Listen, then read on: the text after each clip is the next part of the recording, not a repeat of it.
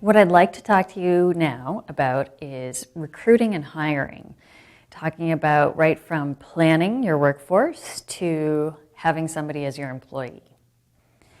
When we look at planning your workforce, a couple of things to keep in mind are what we're looking for in a candidate, what the role is in the organization, in your business, and what we're looking for as far as the job itself and how to fill that.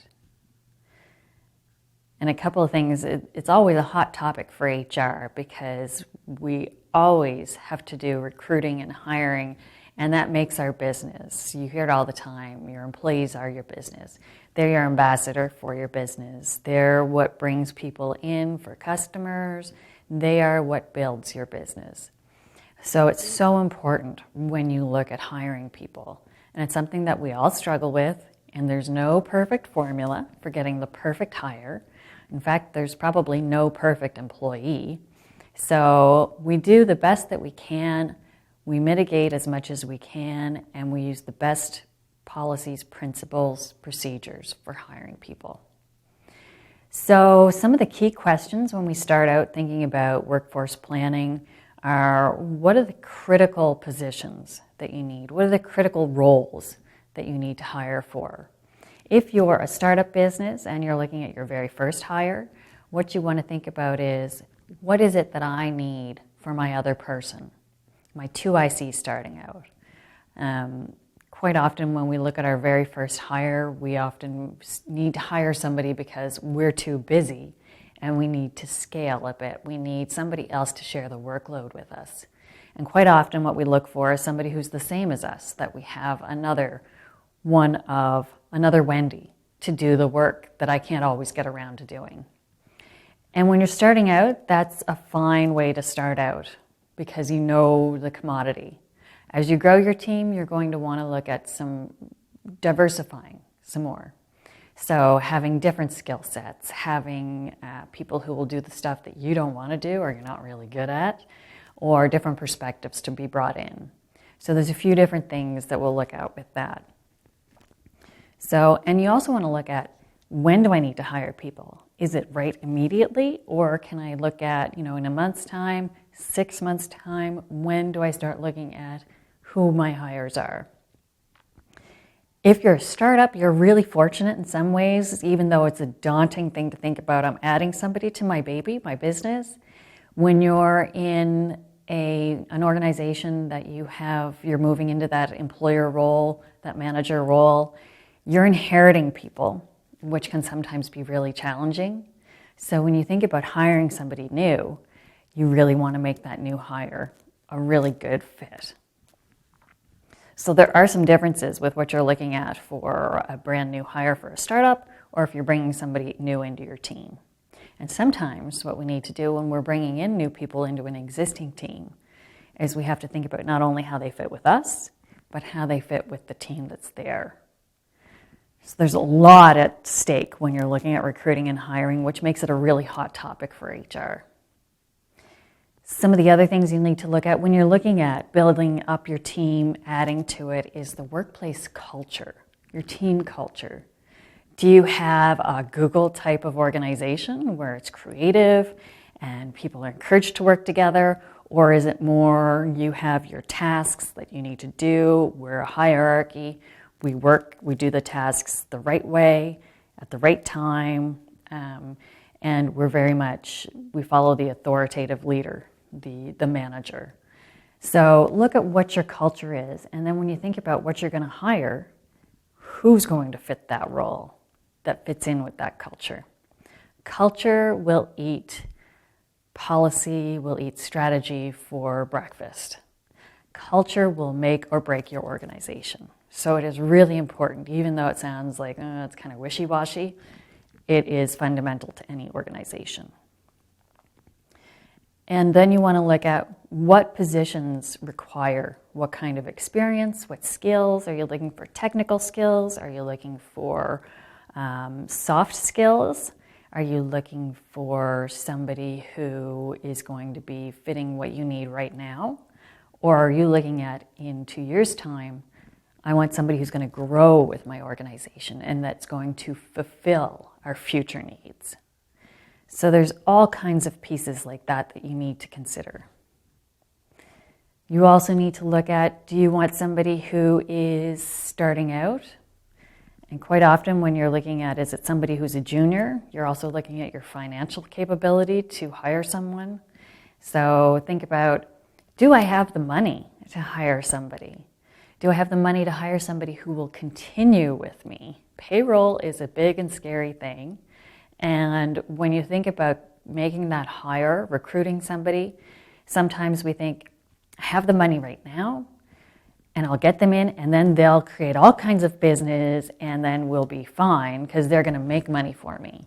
Well, think a little bit longer term, although that is, the intent of hiring somebody is that you're able to earn more.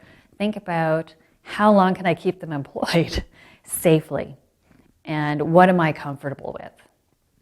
And we'll talk about some options for either having an employee or maybe having a contract worker. And that can be one way to deal with your financial commitment to a person. You also want to think about, is it a contract service provider, or can you get somebody from a secondment from another organization where they temporarily put their job on hold to come and work with you for a while? It can be a really beautiful relationship when you have the opportunity to do that, because you can have somebody who you don't feel like you are committed to them for life. They don't rely on you to support their family because they have another job to go back to. So, and for the employee, they get to try something new and be safe with it. So there's a little bit more flexibility, and you can be a bit more creative with that kind of a relationship. We also want to look at, with that, is it a temporary position? So a term. So for this project, you're going to work for 1 year, and then that's the end of the project. Or sometimes, quite often, what employers feel comfortable with is hiring somebody on a 1-year contract with the option to renew, which can be a really nice feeling for the employer, but sometimes that can limit what kinds of candidates you get, because there's a lot of people that don't want to work for just 1 year and then not know if they have a job to go to after that 1 year and 1 day. So that can influence when you're deciding what kind of a recruitment you want to do, or an employee relationship. Is that somebody who you're going to commit to long term, or you want to play it safe? And we'll also need to talk about, with that kind of a contract term employee, we have to look at what we have for documentation for that employment agreement, because you can get into a little bit of a sticky situation if you're not really careful. You also want to think, do you want somebody who's part-time? Do you want someone who is under some sort of other contractual agreement? And there's all kinds of other things that we're going to talk about when you think about recruiting and how that works. One of the first places to start when you're looking at workforce planning is to look at the job description. And I've worked with so many employers who they want to hire somebody because they know that they need someone, but they don't know exactly what they want that person to do. They just want somebody to work with them. And that's a lovely thought, and quite often we don't even know what exactly we want that person to do other than help. But if we don't have a job description in place, we're setting somebody up for failure, because they don't know the expectations that you have. You don't know their expectations, and how can you measure how successful they are and how their performance is if you don't know what you're measuring against? To do that, there's a tool that people often use, which is called the job facts sheet. And in that, you can have a form that lays out everything very clearly. What is it that job does? So you can list the task, or the responsibility, I guess. You can list the responsibility, then under that, each task, and how that's to be done. And it's a really detailed form that a lot of employers use to then base their job description on. And for job descriptions, what I always like to do is to put down the responsibilities and then have each responsibility be representative of about 5% of a person's job if you averaged it over the year. So a lot of jobs will be at this time of the year, I'm really busy and focused on year-end work, but I only do that one time a year. Or in the summer, we're really busy with tourism and with customers, business picks up. So I spend all my time on X and Y, but in the winter, I don't do any of that. So people have a hard time sometimes with coming up with a job description because they're thinking of things at that point in time. So you really have to pull back and say, over the whole year, about what kinds of tasks and responsibilities do you do if you consider over the entire year what takes 5% of that person's time and effort. So it's a simple little rule to consider there. With a job description, I also always like to have a little bit of a summary at the top, then list your responsibilities, and then you go into your requirements. So that looks at what do you need to fulfill that position. With requirements, you have to look at education, background, years of experience, and you usually have minimums that you're looking for. And then maybe there are some other pieces that are required for the position that you're not really sure if you should have it or not. Those things like, oh, the person really needs to be able to lift 40 pounds. But is that discrimination? It depends on the position. There are specific things that you can list that are called bona fide occupational requirements.